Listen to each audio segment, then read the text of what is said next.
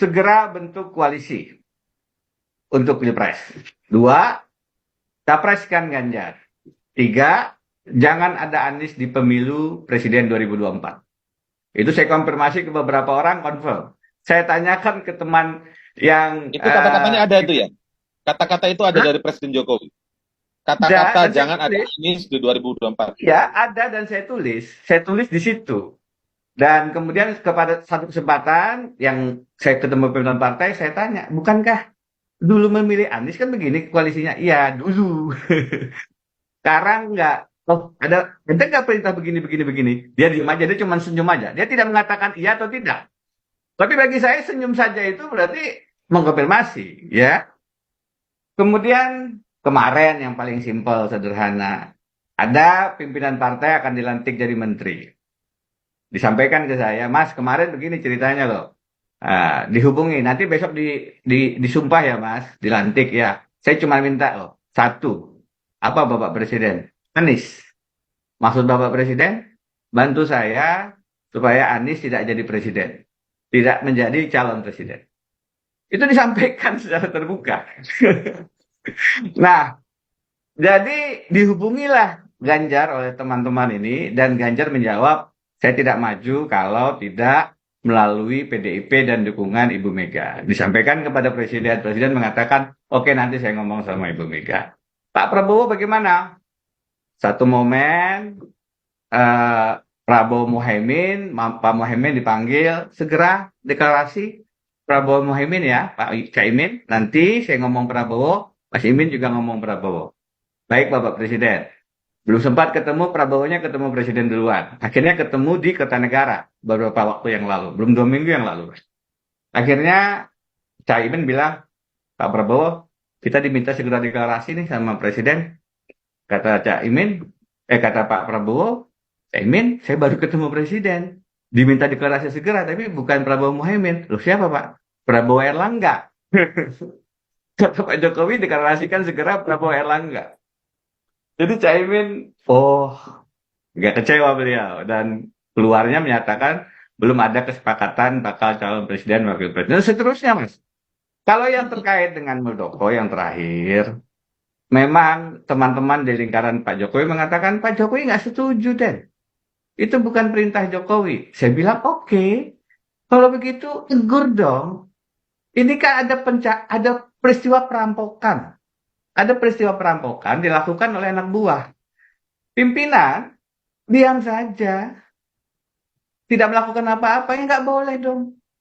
Ya pimpinan harus bilang, hei, anak buah, itu perampokan. Jangan lakukan saya, nanti kena imbasnya nih. Hentikan dong. Apalagi ini yang Anda rampok ini punya punya presiden ini. Hubungan saya dengan Presiden SBY nggak bagus nanti. Beliau nggak setuju, oh, tunjukkan itu. Yang dilakukan ini perampokan partai, bukan hal-hal simpel, bukan hal sederhana. Nah, diamnya Pak Jokowi itu harus dimaknai, beliau memberikan blessing, apalagi maknanya kalau bukan itu. Ini semua rangkaian yang sudah terlihat secara kasat mata sebenarnya, sudah Ya, ya. kelihatan gitu.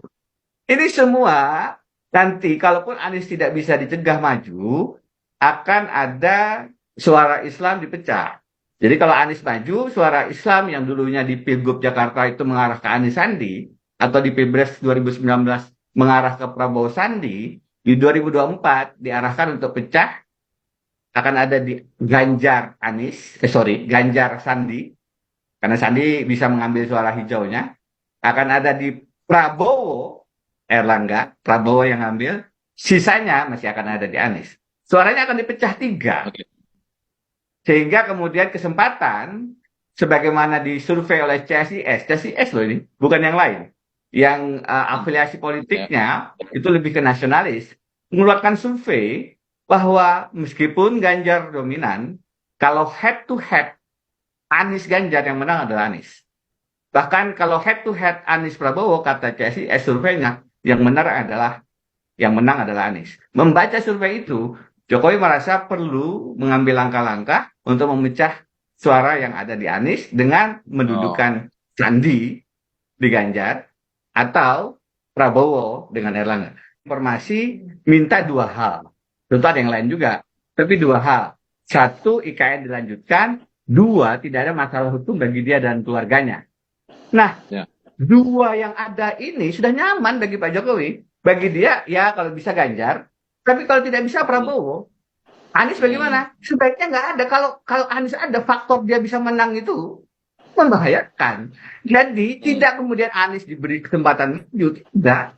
Balik logikanya. Logikanya kalau bisa Anies nggak maju. Nah, kalau dia maju, apa yang disurvei PCSI-kan itu bisa terjadi.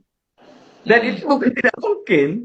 Jadi bagi Pak Jokowi, yang paling bagus itu tetap dua pasangan calon, either kalaupun dia tidak setuju Ganjar, tidak setuju Prabowo sekalipun, kalau Prabowo yang jadi, Pak Jokowi juga nyaman, karena dua hal tadi dikonfirmasi oleh Prabowo. Anies tidak mengkonfirmasi itu. Jadi bagi Pak Jokowi, daripada ada risiko Anies sekarang yang suara naik itu tiba-tiba seperti Pilgub Jakarta, ini Pilgub Jakarta ini bagi Pak Jokowi trauma. Pilgub Jakarta di mana Anies nomor 3 masuk final nomor 1. Ketimbang terjadi lagi sebagaimana Jakarta, lebih Mas baik Indra. Anies tidak. Jadi Bagi oke. Pak Jokowi Kayaknya lebih aman.